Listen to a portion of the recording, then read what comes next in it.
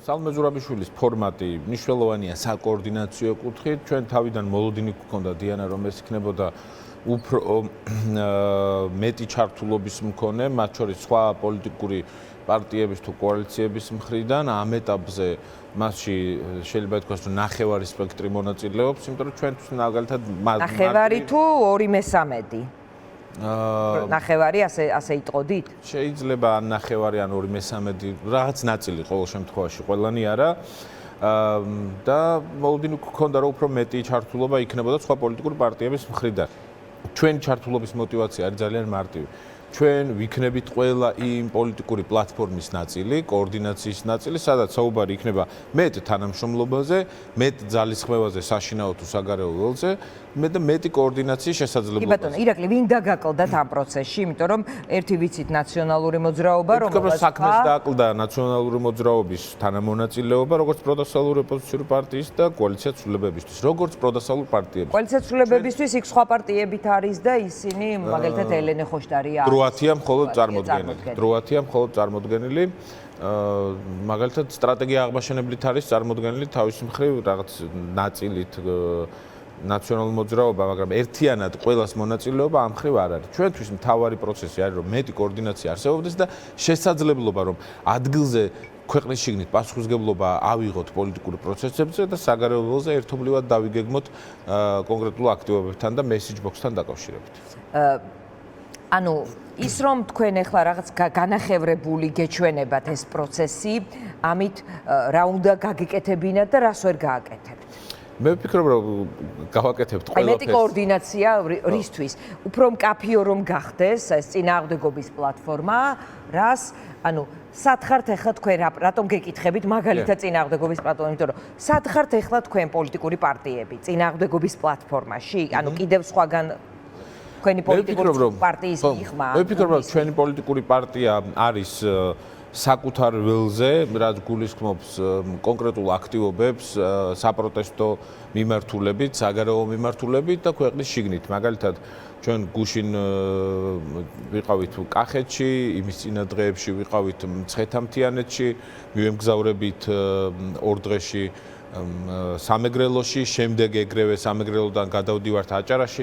რეგიონალური შეხვედრები გვაქვს, იმიტომ რომ თბილისის როგორც პროტესტის ეპიცენტრის ქცევამ დიანა დააკლო და ჩვენი მხრიდან დააკლდა ყურადღება რეგიონებს. ჩვენ ვცდილობთ ამის გამოსწორებას თავის მხრივ და რეგიონებში მეტ კომუნიკაციას, იმიტომ რომ ის კვლევები, რომელიც ამოდის, ხშირად გვიჩვენებს იმას, რომ თბილისში საპროტესტო განწყობები ძალიან მაღალია, ბევრად კი არა, ძალიან მაღალია, სრული უპირატესობით ქართულ ოცნებასთან მიმართებით და რეგიონებში საპროტესტო მუხტი ბევრად უფრო დაბალია. მათ შორის ამაში იგულისხმება ამის გამომწვევი მიზეზებია, რომ პოლიტიკური პარტიების ნაკლები აქტიურობა, ეპიცენტრად თბილისის ქცევა და ცენტრალური საკითხები, ანუ მხოლოდ საგარეო ვექტორი და ასე შემდეგ და არა საუბრის ნაკლებობა სოციალურ პრობლემებზე, სიღარიბებზე, პენსიის დაბალ მაჩვენებელზე და ასე მათ ანაღლებთ ეს და ყველა კვლევა მათ შორის მიუთითებს, რომ კი საგარეო ვექტორი ანაღლებთ, მაგრამ ანაღლებთ ის, რომ ეს ხელისუფლება რო წავა თავის რუსული შლეიფით, სოციალური მიმართულებით რა შეიცვლება, აბა რა შეგიძლიათ შეთანხმდეთ პენსიასთან დაკავშირებით, სიღარიბესთან, ფასებთან დაკავშირებით, ეს მუდმივად ჩანს. კვლევებმა აჩვენა კომუნიკაციაში ჩავარდნა, სად ვის არ ელაპარაკებოდით მეტად თუ ნაკლებად. შეიძლება ესეც განიმარტოს და ითქვას, რომ რეგიონებში კომუნიკაციის ნაკლებობა არის. იმიტომ რომ თბილისი მაინც დედაქალაქია, აქ მეტი ჩართულობა, მეტი შესაძლებლობა ინფორმაციის გაცვლის, ბოლოს რუსთაველის გამზირ საპროტესტო აქციაზე თუ მიხვალ, შეგიძლია პოლიტიკური ლიდერები ნახო, გამოელაპარაკო, გაესაუბრო და ასე შემდეგ. აქ არის ცენტრალური ოფისები პარტიების, ჩვენი პარტიის ოფისში, სადაც ყოველდღიურად მოქალაქეები მოდიან. არის თუ არა ეს პარალელურად საარჩევნო ფორმაში ყოფნა, იმიტომ რომ ზოგადად ფორმაში ყოფნა. ზოგადად საარჩევნო ფორმაში ყოფნა, თქვათ, მიუხედავად იმისა, რა მოთხოვნაც ხომ ეს არის ახალი არჩევნები. რა არჩევნებიც არ უნდა იყოს. მე ციტირებდი თამარ ჩერგოლეიშვილმა დაწერა სოციალურ ქსელში, აი მორიგი შეხვედრის შემდეგ, რომ ელჩებმა გკითხესო, რომ აი ხვალ რომ არჩევნები იყოს, ხართ თუ არა უკეთეს ფორმაში. ანუ თქვენი პასუხი რა იყო არის თქვენ? ანუ ეს ასეთი კითხვა რომ დაგისვას ელჩმა დახურულ შეხვედრაზე, რას უპასუხებდით? მე ვფიქრობ, რომ უკეთეს ფორმაში კოალიცია ლელოძლიერ საქართველო არის. შეცდომები, რომელიც ჩვენ გვქონდა მეტნაკლებად თუ სრულად არა გააზრებულია და მეტნაკლებად ის არის გამოსწორებული. მუშაობთ ამ ხართ გაქვთ ბზაობა რომ ილაპარაკოთ რა, სად იყო ჩავარდნა? ჩავარდნები იყო სადამკვირვებლო მისიებში, პარტიულ სადამკვირვებლო მისიებში, ეს იყვნენ კომისიის წევრები, წარმომადგენლები, პარტიული ასე შემდეგ. მათ შორის გვქონდა საკადრო პრობლემა ამ მიმართულებით, მეტად დაინტერესებული, მებრძოლი, ენერგიული ახალგაზრდები ჭირდება ამ საქმეს, რომელსაც შეუძლია ბოლომდე ჩაყვეს თითოეულ დეტალს. ადგილზე გაწიოს წინააღმდეგობა რაოდენობრივი უპირატესობის მიუხედავად, იმიტომ რომ ფორმალურად იქ ქართულ ოცნებას უფრო მეტი დამკვირვებელი ყავს. ესეც გვაკლია ჩვენ როცა ჩვენ ხარვეზებზე ვსაუბრობთ, ასე უნდა თქვა ზოგად ხარვეზზე, რომ ის მოქალაქეები, რომლებიც რუსთაველის გამზირზე დგანან, მათ ჩვენთან ერთად უნდა გაიაზრონ და გაიზიარონ ის, რომ ავტორიტარული რეჟიმის დამარცხება მხოლოდ საკუთარ თავზე პასუხისმგებლობის აღებით, რომ აბა მივალ შემოვხაზავ ბიულეტენს და მორჩა ხელისუფლება ავტორიტარიზმი დამარცხდება, ესე არ არის. მათი მხრიდან მეტი ჩართულობა გვჭირდება ჩვენც და არ უნდა უჭირდეს პროდასალურ ოპოზიციურ პარტიას, არ მოგწონს ლელოძლიერი საქართველო, წად სხვას დაეხმარე, სხვა პროდასალურ პარტიას, რომელიმეს დაეხმარე. ეს პალიტრა იმდენად მრავალფეროვანია, რომელიმე ახლოს, მიახლოებით მაინც ახლოს იდგება საკუთარ სურვილებთან. კიდევ კომუნიკაციის სადამკვირვებლო სისუსტე, კომუნიკაციის სისუსტე, ნაკლები დრო, ცოტა გვიან დაწყებული ორგანიზება, იმიტომ რომ საარჩევნო პროცესში ყოფნას ჭირდება გამართული სტრუქტურები. აი ირაკლი, ასე დავსვა მაშინ კითხვას. ახლაც ხომ არ ფიქრობთ, რომ ხელისუფლების მხრიდან არაფერი ხდება ეხლა იმისთვის, რომ აი ეს პოლიტიკური კრიზისი მოგვარდეს და თუ ასეთი მოხდება, ის მოხდება ახლოს თვითმმართველობის არჩევნებთან, თუნდაც იქ საპარლამენტო არჩევნები დაამატოს იმისთვის, რომ მეტი мотиваცია ჰქონდეს პარტიების შეიყვანოს საარჩევნო პროცესში, რომ დრო გაფანტოს სწორედ ამ პოლიტიკურ კრიზისმა წაიღოს და საარჩევნო ფორმაში მოსვლა ვერ მოასწროს პარტიას. ამის რისკი არსებობს, ამიტომ აი ეს კრიზისები ბუდიში ოცნება კრიზის ეს თქვა მენეჯერი არ არის ეს სწორი სიტყვა, ანუ მეიქერი, კრიზის მეიქერი, თავად ქმნის კრიზისებს, კრიზის და აი ამ კრიზისებში დაპირისპირებას და შემდეგ უცებ რაღაცა განსხვავებულ მოგდა ესე შევხედოთ, ხო, ქართული ოცნება მუდმივად ქმნის ხელოვნურ კრიზისებს. ხელოვნურ კრიზისია ეს deep state, რაღაცა შიშები, დავით გარეჯი, რო თურმე საქართველოა, გვასწავლეს, რომ თურმე დავით გარეჯი საქართველოა. ვისასწავლიან ამას და შეიცვალა მას შემდეგ რამე არაფერი არ შეცვლა, რომ ქალი-ქალია, კაცი-კაცია. რატო აღარ იძახიან დღეს, რომ ქალი-ქალია და კაცი-კაცია? რამე შეიცვალა? ის პრობლემა, რაც მაშინ საუბრობენ, მოგვარდა? თუ აღარ არსებობს პრობლემა? ან დავით გარეჯზე რამდენჯერმე რო იყვნენ ჩასული ალიევთან შეხვედრაზე და ეს რაღაც გაღიმებული, გაკრეჭილი ფოტოები რო დადეს. იმ კონკრეტული არჩევნები პროპაგანდის რამე შეცვალა ჩიჩხიტურის კოშკთან. დღეს დიანა ტრაპაიძე, როგორც მაგალითად მართლმადიდებელი მოქალაქე, მივა და მოილოცავს ან ახლო-მახლო ტაძარს, ან იმ კოშკთან ახლოს მივა, შეიცვალა რამე დიანა შენც როგორც მოქალაქესთვის? არა. ამიტომ ეს ხელოვნური კრიზისები არის ტყუილზე აგებული, იმიტომ რომ მე და თქვენ ვერ შევძლოთ საუბარი იმაზე, რომ მათმა სახალხო დამცველმაც კი დაადასტურა ბოლო რამდენიმე თვეში 6%-ით რო გაიზარდა ბავშვთა შორის შიმშილიანობა. ანუ 9 მილიონამდე ბავშვი შიმშილობს, პენსიები დაბალი და ასე შემდეგ. სწორედ ამას ვამბობ. ის ხელოვნურ კრიზისების წარმომქმნელი, იმიტომ რომ ამ პროცესში ჩაახჩოს ყველაფერი და თუ რამეს და ვერ ვისაუბროთ შინაარსზე, ვერ ვისაუბროთ მიზნობრიობაზე. ეს მოხდეს ისე ახლოს არჩევნებთან, რომ ფორმაში ვერ მოვიდნენ პარტიები და თვითონ მთელი ეს პროცესი ახლა ჩვენ უკვე კამპანიაში ასეთ რამეს. ეს რისკი არსებობს. ეს რისკი არსებობს მუდმივად, ამიტომ ჩვენ ყოველთვის ვცდილობთ რომ ვისაუბროთ სოციალურ საკითხებზე, ვისაუბროთ რეალურ გამოწვევებზე, რეალურ პრობლემებზე და არა ქართული ოცნების მიერ შემოტანილ და ამ ცუდ სიტყვას გამოვიყენებ, შემოტანილ და შემოტენილ, იმიტომ რომ ხელოვნურად ტენიან საზოგადოებრივ სივრცეს, სამსჯელო, სადისკუსიო სივრცეს არაარსებითი საკითხებით. ისევ და ისევ ამბობ, რომ დავით გარეჯთან მიმართებით რამე შეიცვალა? ჩასწორდა საზღვარი? ან ქალი-ქალია და კაცი-კაციას მესიჯი, რომელიც მათ ჰქონდათ, რამე შეცვალა? რატო დაივიწყეს? აღარ არის პრინციპული საკითხი? და ეს არის ტყუილზე აგებული მუდმივად, იმიტომ რომ პირველ რიგში ატყუებენ საკუთარ ეგრეთ წოდებულ მხარდამჭერებს და იმ ადამიანებს, რომლებიც პროპაგანდის მსხვერპლები არიან. ამიტომ ჩვენი მიზანია, რომ დავაბრუნოთ ეს ადამიანები რეალობასთან, დავაბრუნოთ ეს ადამიანები იმ რეალობასთან, რომ ჭიშკარს რო აღებენ და გამოდიან უამრავს. ნაძალადევში ვცხოვრობ, თბილისის შუაგულში ვცხოვრობ, არ არის ცენტრალური უბანი, ნაძალადევში ყოველ დღე წყალი წყდება და როგორც კი წყალი წყდება დიანა და წყალს რომ მოუშვებ, მოდის ტალახი, სიბინძურე, იმ წყლის დალევაც კი არ შეიძლება. არაფერს ვამბობ, რომ ნაძალადევის რაიონის ნაწილში საერთოდ კანალიზაცია არ არსებობს. თბილისის დედაქალაქის შუაგულზე ვლაპარაკობ, გასაგებია რომ ვაკე არ არის. და მაგრამ შუაგულია, ხო? ანუ გარშემო ყველთელი ქალაქია გაშენებული. გეუბნებით, კანალიზაცია ნახევარნაძალადევში არ არის, გზა არ არის, წყალი წყდება აი დღეში მილიონჯერ, რასაც ქვია და შეტყობინებაზე მოდი და ნაგავია, აი სანდასუფთავებაც კი არ არსებობს. კვირაში ორჯერ გამოაქვთ მოქალაქეებს ქუჩაში ცელოფნები და კიდებენ ღობეებზე, რომ ჩამოივლის პარასკევს საღამოს და სამშაბათს ღამის 12 საათზე ნაგვის მანქანა. წარმოგიდგენია თბილისის დედაქალაქზე ვლაპარაკობთ. გასაგებია ვაკეში ვინ ცხოვრობს, იმას დაუდგეს რაღაც 50,000 ლარიანი თუ 30,000 ლარიანი მიწის ქვეშ რადისიმლები. ეს სოციალური პრობლემების ამ პრობლემებზე სამსჯელოდ არის ეს თქვა თვითმმართველობის არჩევნების წინა პერიოდი, მაგრამ თვითმმართველობის არჩევნები ასე ცალკე აღებული ამ პოლიტიკურ კრიზისს ვერ გადაწყვეტს. არა, ვერ დაგეთანხმებით, სხვა რამეში ვერ დაგეთანხმებით. პენსიაზე სალაპარაკოთ, არ არის თვითმმართველობის არჩევნები. არც ბავშვთა შიმშილზე არ არის თვითმმართველობის არჩევნები. ზოგადად ყოველფერი პრობლემა ფასები. კი ბატონო, ფასები მათ შორის რომელმაც შეჭამა ეს ქვეყანა. რა მოლოდინი გაქვთ? და რა პროცესზე იქნება ეს? ანუ რაღაცნაირად პარტიები რომ იკრიბებით, მაგალითად ან თქვენს გუნდში ფიქრობთ რომ ეხლა ამას გავაკეთებთ, ეხლა იმას გავაკეთებთ, რაღაც ტიპის საგზაო რუკა, რომელიც ხელისუფლებას მიიყვანს იქამდე, რომ როგორც თქვენს პოლიტიკური მოთამაშეების მიერა მიჩნეული კრიზისის დამძლევი არჩევნები ჩაინიშნოს. კი ბატონო.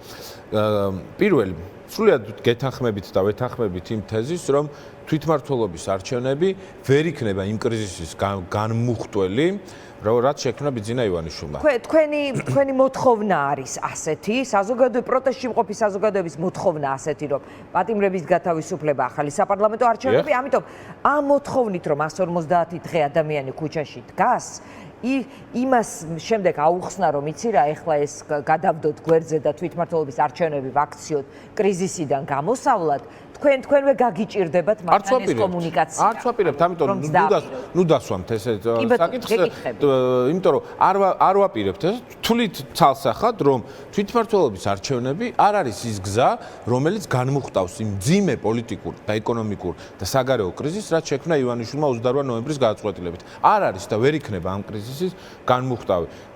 ამ კრიზისს განმუხტავს მხოლოდ ჩვენი აზრით. მხოლოდ ორი რამ. ეს არის პოლიტპატიმრების თავისუფლება და ეს არის ახალი საპარლამენტო არჩევნები, რომელიც ერთმანეთთან კავშირშია. ჩემი აზრით და ჩემს ხელს არსებული ინფორმაციით, ქართული ოცნება ემზადება და მას მოუწევს ახალი საპარლამენტო არჩევნები. ახსენეთ ეს თქვენ რომ ერთად ჩაატარებს ორივე არჩევნებს პალიტრაში თქვით. მე ვფიქრობ და გვაქვს ინფორმაცია, რომ ქართული ოცნება იმ წნეხის პირობებში, რომელიც მას აქვს და ეშლება, ხო, რიგი რყევებია, მნიშვნელოვანი რყევებია შესაბამის რყევებში. რა რყევად არის საინტერესო? რყევა არის ის, რომ მაგალითად ტელეკომპანია იმედსაც კი ტოვებენ მოქალაქეები, ჟურნალისტები, პროდიუსერები, მათ შორის მაგალითად ჩუმად წასული ჟურნალისტები ცოტა იცით, მაგალითად წულუკიძე სახელი დამავიწყდა, ძალიან ცნობილი პროექტიდან წავიდა მეორეში. არა, საერთოდ წავიდა, ეს ყველა მიცის, რომ წავიდა. ბევრი ადამიანი წამოვიდა ჩუმად იმის გამო, რომ მას თითქოს და რუსკა მაყაშვილი, სხვები ჩუმად წამოვიდნენ, იმიტომ რომ დაპირისპირებები არ შექმნეს. ესეც ხო სერიოზული კრიზისია. მაგრამ რა ვაწყობთ ახლა ამ გადაწყვეტილებაზე, რომელიც ახლა არავის არ ვაწყობ, მაგრამ არავის არ ვაწყობ. რეჟიმის რყევის სიმბოლოდ უტრირებთ თქვენ და ამიტომ არ ვისურვებდი უტრირებას.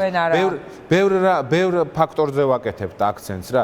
პირველი ის რომ ადამიანები აკლდება პროპაგანდას, მეორე შიდა მნიშვნელოვანი დაპირისპირება, წმენდა თუ ასე შემდეგ. თავის მხრივ მაგალითად საგარეო საქმეთა სამინისტროდან 250 დიპლომატის გაშვება. ეს ხო წარმოგვიდგენია რა ტიპის რყევას ნიშნავს? ეს ხო რყევაა.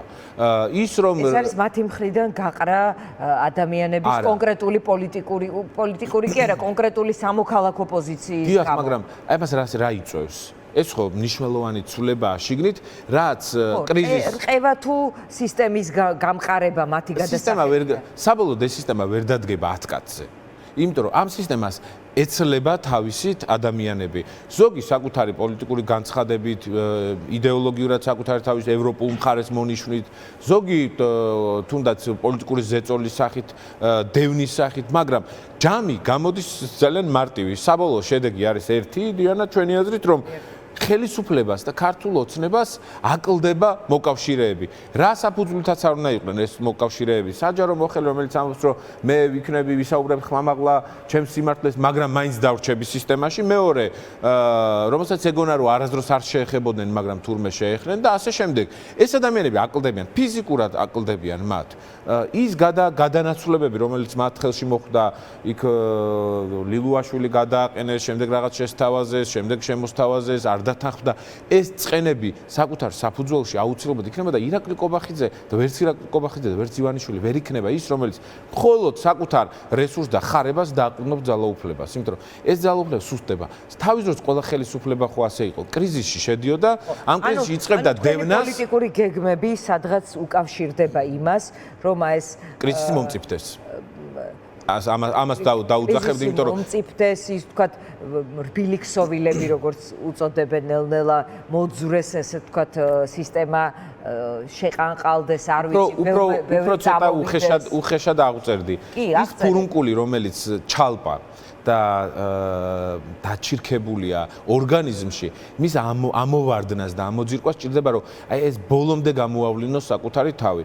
და ამას ივანიშვილი თავად ახერხებს იმ რეპრესიით, იმ წარმოუდგენელი პროპაგანდით, რომელიც აუცილებლად ადამიანების გონებაზე ახდენს გავლენას. ის რომ ისინი საუბრობენ, ტრადიციული ხალხია, თურმე ეკლესიას პატივსცემენ, თურმე ქართულ კულტურას და ტრადიციებს პატივსცემენ, ყველაფერში ამას საწინააღმდეგო. ევროპა გვინდაო ღირსებითო, აღარც ღირსებაა მათ მხარეს. აღარც ევროპაა. ქალებს თმებით ათრევენ, ორსულ ფეხმძიმე ქალებს სახლში უვარდებიან მცირეწლოვან ჩვილ ბავშვებთან ერთად, იქ აქციის მონაწილე ფეხმძიმე ქალს მუცელი მოეშალა, უსამართლოდ დევნიანად ნინო ზაუტაშვილს და ვასილ ივანოვ-ჩიქოვანს სამსახურიდან აგდებენ, საზოგადოებრივი მაუწყებლიდან აგდებენ. ანუ ისეთ რაღაცებს აკეთებენ, რომელიც უკიდეგანო საზოგადოებრივი ინტერესის ასახვა იყო ამ არხზე. უკიდეგანო პროპაგანდისტებსაც კი პასუხები აღარ გააჩნიათ, როგორ შეიძლება ეს მოხდეს და თუ ვინმე იკითხავს, ეს ცუდია, რაც ხდება, ცუდია ობიექტური გადმოსახედიდან, მაგრამ თავის მხრივ მის არის მნიშვნელოვანი არგუმენტი იმისთვის, რომ დავანახოთ და დაინახონ თავად მოქალაქეება, ეს ბოროტება სადამდე შეიძლება მივიდეს. რასაც ყვებით ახლა ეს პროცესი არის მაინც რაღაც ასე ვერ გათვლი, რომ სექტემბერში თქვათ იფეთ, შეიძლება ხვალ იფეთქოს, შეიძლება 2 წელიწადში. ანუ ეს მაინც პროცესია, რომელიც შეიძლება გარკვეულწილად ჩვენზეა დამოკიდებული, მაგრამ შიდა პროცესზეც. ამიტომ რაც შენზეა, რაც შენ ამომრჩეველს უნდა უთხრა და დაანახო, აი რა არის ის, რაზეც რეგიონებში დავდივარო. სხვათა შორის, როცა რეგიონებში დაიწყეთ სიარული, სხვადასხვა პოლიტიკური ჯგუფების მხრიდან იქ დაიწყო მინიშნება, რომ იქ ლელო რაღაცა რეგიონებში დადის, თქვათ, დამსადამკვირვებლო ჯგუფებს წვრთნის და ისინი ხომ არ მიდიან თვითმმართველობის არჩევნებში, ანუ თქვენ წააწყდებოდით ალბათ ამ გამოხმაურებას, რას ეტყვით მათ? მოვისმინე, თუ რომელიმე პარტია არ დადის რეგიონებში, არ ამზადებს საკუთარ წევრებს, არ ატარებს შესაბამის რაიმე ტიპის შეხვედრებს, არ საუბრობს პოლიტპატიმრებზე, ახალ არჩევნებზე, საპარლამენტო არჩევნებზე და შემდეგ, ეს პრობლემაა. მე თუ მკითხოთ, ყველა პარტია ამას უნდა აკეთებდეს. მე ვიცი, რომ რიგი პარტიები სწორედ ამ საქმით არიან დაკავებული და ეს ასეც უნდა იყოს. პარტიული საქმიანობა არის ეს. პროტესტში მონაწილეობა, მომზადება, ძებნა იმ პრობლემების, იმ სქემების, რაც დაკავშირებულია ქართული ოცნების ან კორუფციასთან, ან ძალადობასთან, კანონდარღვევასთან, ამის გამოაშკარავება და მოქალაქეებთან საუბარი. სულ ამას გვიწუნებდნენ და გვეუბნებოდნენ, რომ აბა მეტი და ჩვენ ვცდილობთ, რომ ეს სწორად დავგეგმოთ პოლიტიკური დღესასრიგი. ვისაუბროთ იმ რეალურ პრობლემებზე, რომელიც მოქალაქეებს გააჩნიათ. მხოლოდ საგარეო ვექტორი არ გადამწყვეტ, რომელიც ყველაფერს ასახავს. იმიტომ რომ მე მაგალითად გუშინ მკითხულობდი ერთ-ერთი მეგობრის მოსაზრებას, რომ ის რაც მოხდა ბორჯომის ბაზარში. რატო გვინდა ევროპა? მარტივი მიზეზის გამო გვინდა, იმიტომ რომ უსაფრთხოების სტანდარტი იყოს დაცული, იმიტომ რომ მოქალაქეებს, რომლებიც იქ ვაჭრობენ, კონკრეტულ საქმიანობაში არიან ჩართული, დაზღვეული კონდეთ საკუთარი ბიზნესი და საქმე, რომ იქ სხვა ტიპის სოციალური გარანტიები არსებობენ და ასე შემდეგ. ამიტომ გვინდა ევროპა. ყველაფერს აქედან უნდა მიუდგეთ სოციალური და პოლიტიკური განზომილებებიდან. ერთმანეთთან გავაერთიანოთ, ერთ-ერთი არ უშლის ხელს. ხშირად იყო ხოლმე წინა პერიოდის ეთერებში მე მახსოვს რა დრო სოციალურ საკითხებზე საუბარია, ვიღაცები საყვედურობდნენ, ზოგჯერ ჟურნალისტი, ზოგჯერ სამოქალაქო აქტივისტი, ზოგჯერ საკუთარი პარტიის წევრიც და შემდგომში ეს ყველაფერი ერთმანეთთან კავშირშია. ვდით მაგალითად, როცა თქვენ ამბობდით, რომ ეს არის, თქვათ, ეგზისტენციალური საფრთხე რუსების გაშვების არჩევნები და ამ დროს პენსია იყო მთავარი გზავნილი, მაგალითად მიკითხავს თუ რუსების ეს პენსიის არჩევნებია თუ რუსების გაშვების, ანუ ამ მხრივ ასე დამისვამ ჩემი აზრით არასწორად დაგინახავთ.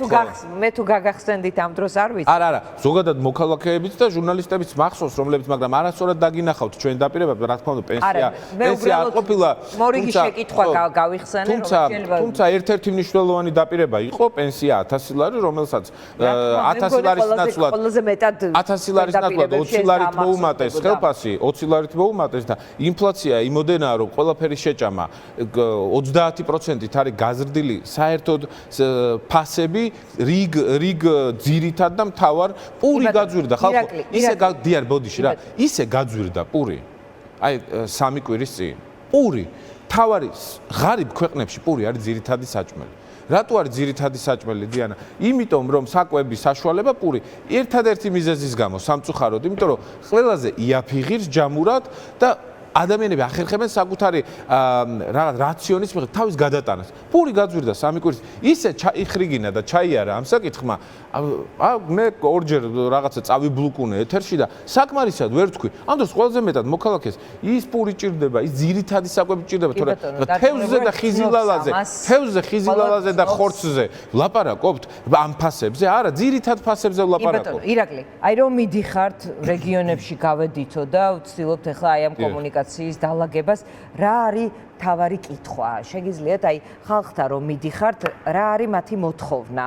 ანუ როცა დღის წესრიგზე ვლაპარაკობთ, მაინც გაუგებარია ვთქვათ რა დღის წესრიგს თავაზობთ ამ ბრძოლაში საზოგადოებას. ამიტომ მაშინ ასე დავსვამ კითხვას. ისინი რას გეუბნებიან, რომ აი რა ქენი ირაკლი? პირველი შეკითხვა, რაც ისმის ხოლმე, რისი იმედი შეიძლება არსებობდეს, ცვლილებებს გულისხმობენ და კონკრეტულად როდის. ადამიანებს აინტერესებთ როდის მოხდება ცვლილება. როდის შეიძლება იყოს? თქვენ ასე უბნებით კითხვაზე როდის? ზუსტად იმავეს, რასაც ვამბობთ სატელევიზიო ეთერებში და თქვენთან. დროის განსაზღვრა, ასე რაღაც მტკიცებით ფორმაში არის შეუძლებელი. ამიტომაც ხშირად გვიბრაზდებიან ხოლმე, როცა ვამბობთ. ხშირად გვიბრაზდებიან ხოლმე, რომ ეს არის გრძელვადიანი პროცესი, მაგას რო ვამბობთ, გვიბრაზდებიან, რომ ახლავე უნდა იმოქალაქეს დაიღალა კიდევაც და ახლავე ჭირდება შედეგი. მაგრამ ამას ზუსტ პასუხს ვერ გავცემთ. გვაქვს რიგი ინფორმაციები, რომელსაც აორმალავთ და საჯაროდ ვამბობთ, რომ ახალი საპარლამენტო არჩევნები გარდაუვალია და შემოდგომა უნდა იყოს გარდამტეხი. ხელისუფლება არალეგიტიმური ხელისუფლება ეცდება, რომ გადააგოროს ოქტომბერი თვითმმართველობის არჩევნებით. მაგრამ ჩვენი ორგანიზებით, ჩვენი ძალისხმევით, პროტესტის არ შეწყვეტით და წინააღმდეგობით, მათ შორის მნიშვნელოვან წვლილს შეიტანს მეგობარი აქტი, რომლის განხილვაც ამერიკული სტანდარტით დაჩქარებულ წესით მიდის. მე იმედი მაქვს და ამის მოლოდინიც მაქვს, რომ ოქტომბერში ჩაინიშნება ახალი საპარლამენტო არჩევნები.